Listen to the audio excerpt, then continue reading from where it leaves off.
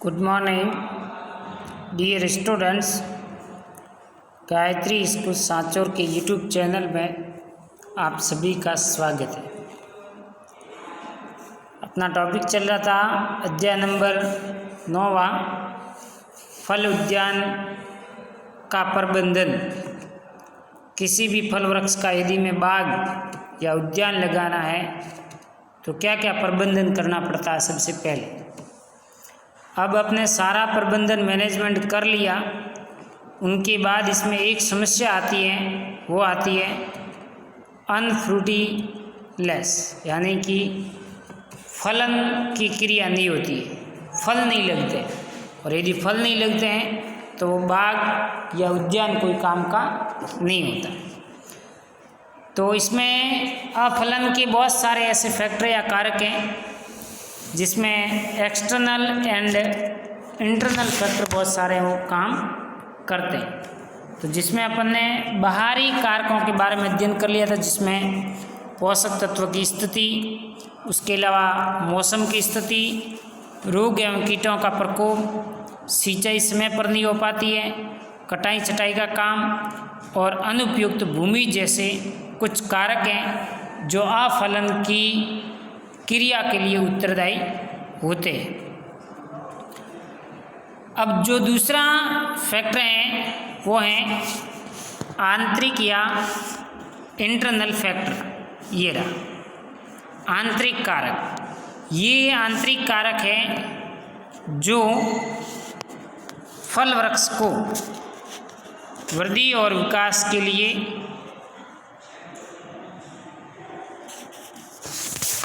फलन की क्रिया को प्रभावित करता है। तो आंतरिक कारक ऐसे कारक जो फल वृक्षों की आंतरिक परिस्थितियों से संबंध रखते हैं, जिसे फल वृक्षों में फूल आने के बाद किन्हीं कारणों से प्रभावित होकर वह समय पर फल नहीं बनकर पहले ही नष्ट हो जाते हैं। ये 3 प्रकार के कारक हैं। पहला है वो है आनुवंशिक कारक, दूसरा है दैहिक कारक और तीसरा है फल वृक्षों की विकासीय प्रवृत्ति। जिसमें सबसे पहले अपन बात करते हैं जेनेटिक फैक्टर। इसमें फल वृक्षों के निम्न आनुवंशिकीय रोग उत्पन्न होने से पूर्ण फल बनने में समस्या आती है। जिसमें पहला है इनकम्पैटिबिलिटी, असंगतता। इसमें क्या होता है, असंगतता की क्रिया में, इनकम्पैटिबिलिटी में पुष्पों में जननांगी पूर्ण विकसित होने के बाद भी बीजांड एवं परागण में असंगति होती है, जिससे फूल परागित होने के बाद भी नष्ट हो जाते हैं। ऐसा देखने को मिलता है नाशपाती और सेब। दूसरी जो जेनेटिकली प्रॉब्लम आती है वो आती है हाइब्रिडिटी की, संकरीकरण की प्रक्रिया।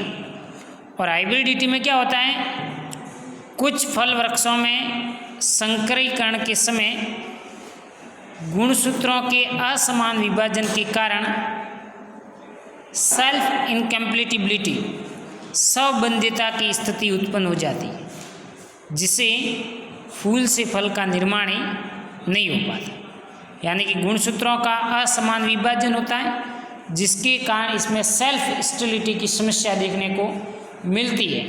और ये स्वबंध्यता की स्थिति उत्पन्न होती है, इसके कारण है वो फूल से फल का निर्माण है वो नहीं हो पाता है। दूसरा है, तीसरा जो कारक है वो है सेल्फ स्टेबिलिटी।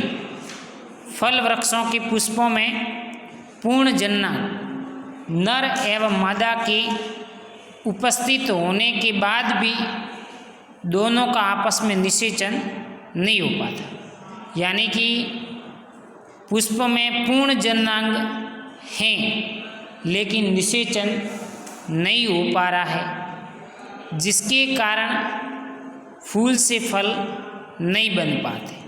अर्थात एक ही प्रकार की जाति में उसी जाति के परागकणों का असक्षम होना अफलन का एक सबसे महत्वपूर्ण कारक है। तो ये आनुवंशिक विकार 3 है, एक इनकम्पेटिबिलिटी, हाइब्रिडिटी और सेल्फ स्टेरिलिटी की समस्या के कारण फल नहीं बनते। दूसरा जो कारण है वो है कायिक प्रभाव, फिजियोलॉजिकल फैक्टर।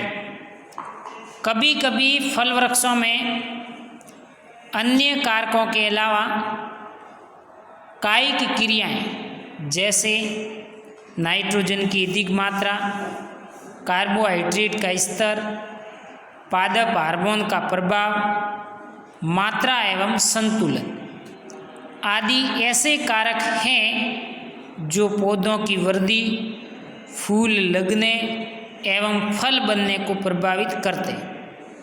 नाइट्रोजन की अधिकता से वानस्पतिक वृद्धि का अधिक होना तथा कार्बोहाइड्रेट का कम होना अफलन को बढ़ावा देता है।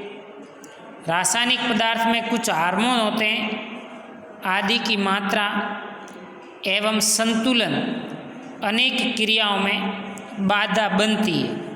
इससे फूलों का कम बनना, फल नहीं लगना, फूल तथा फलों का समय से पूर्व झड़ना इत्यादि प्रकार की समस्या रहती हैं। इससे फल वृक्षों पर फल नहीं बनते या बहुत कम बनते अथवा पकने तक है वो नहीं रुकते हैं और फल उद्यान अफलन की स्थिति में आकर अनुत्पादक हो जाता है, यानी कि इसका उत्पादन है वो कम हो जाता है। तो ये दूसरी कार्य की ये प्रॉब्लम हो गई कि नाइट्रोजन, कार्बोहाइड्रेट, पादप हार्मोन का अनकंट्रोल, अनबैलेंस्ड जैसी स्थितियां हैं, ये स्थितियां अफलन की स्थिति में आती है और उत्पादन, प्रोडक्टिविटी में कमी देखी जाती है।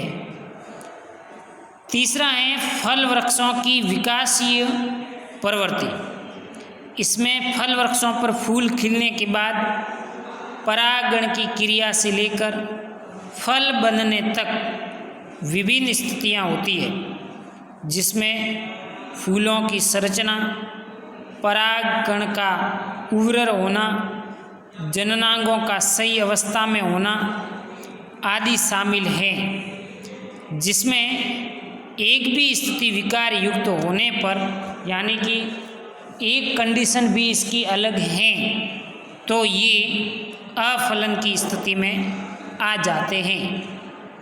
पहला है अपूर्ण फूलों का बनना। कुछ फल वृक्षों पर पूर्ण फूलों का निर्माण नहीं होता। जब एक ही पौधे पर मादा एवं नर फूल अलग अलग स्थान पर उत्पन्न होते हैं, ऐसी स्थिति को उभयलिंगाश्री या मोनोसियस कहते हैं। ठीक है, यानी कि एक ही पौधे पर मादा और नर फूल दोनों अलग अलग स्थिति पर बनते हैं। यानी कि आपको यूँ समझा दूँ मैं कि ये एक पादप है, ठीक है, और इस पादप के ऊपर यहाँ पर मान लो नर जनन अंग बना और इनके इस सिरे पर है वो मादा जनन अंग बना। ठीक है, तो एक ही पौधे पर मादा एवं नर फूल अलग अलग स्थानों पर उत्पन्न होते हैं, तो ये स्थिति होगी उभयलिंगाश्री। परंतु जब नर एवं मादा फूल अलग अलग पौधे पर उत्पन्न होते हैं तो ये हो जाते हैं एक लिंगाश्री। यानी कि ये दूसरी कंडीशन,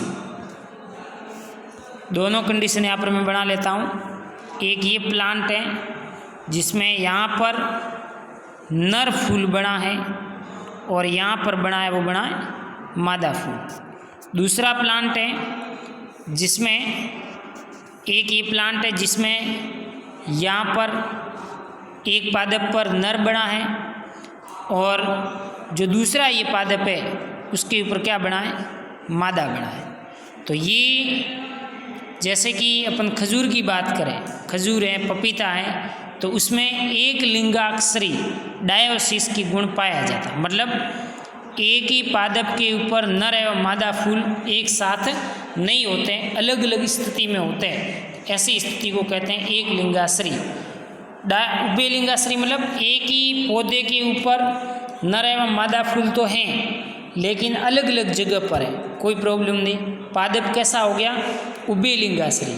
लेकिन पौधे पर नर एवं मादा अलग अलग उत्पन्न होते हैं तो इसको कहते हैं एक लिंगाश्री या डायोसियस प्लांट। खजूर और पपीता इसके उदाहरण।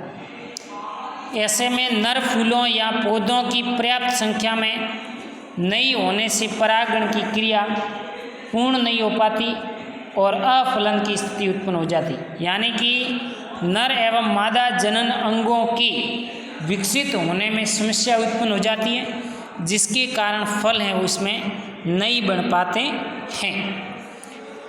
दूसरा, जननांगों की परिपक्वता में विभिन्नता।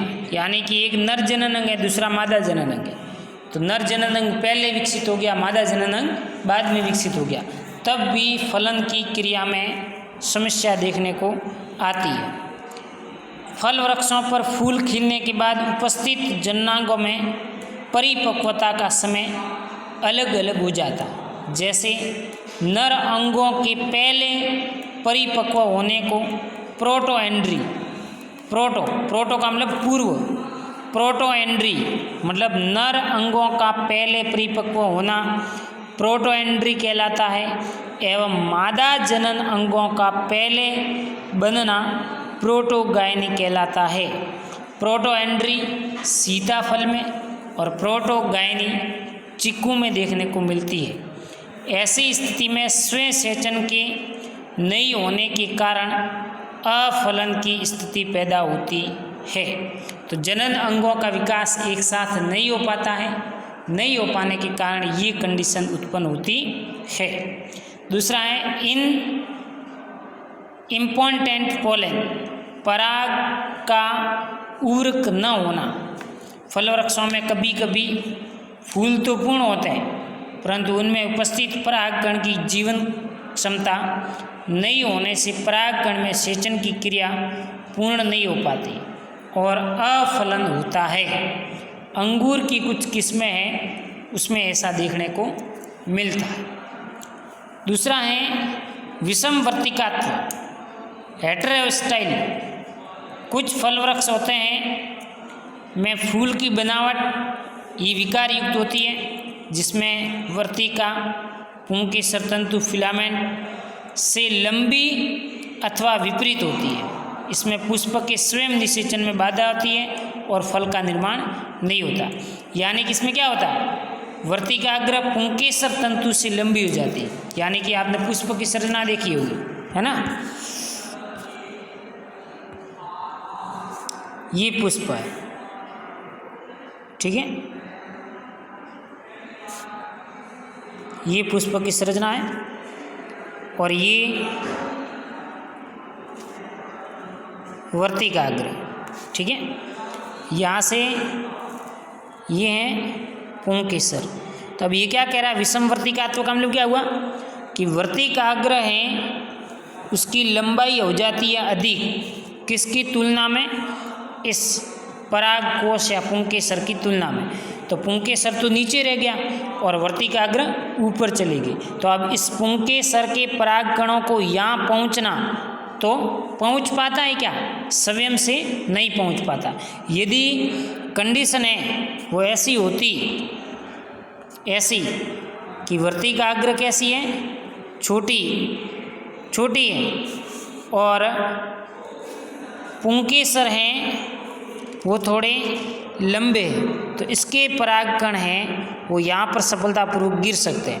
तो ये तो है कंडीशन सही, लेकिन इसकी विपरीत हो जाती है। वर्तिकाग्र की लंबाई अधिक हो जाती है और इस पुंकेसर की लंबाई कम हो जाती है, जिसके कारण परागकण है वो यहाँ पर नहीं पहुँच पाने के कारण निषेचन में समस्या आती है और समस्या के कारण है वो फल नहीं बनते हैं।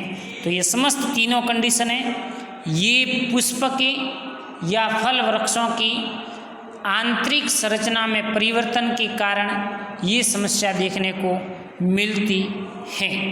ठीक है, तो ये तीन विकार हैं, आनुवंशिकीय कारक, कार्यकीय कारक और फल वृक्षों की विकासीय प्रवृत्ति पर निर्भर करता है कि फल कब बढ़ेंगे कब नहीं बढ़ेंगे।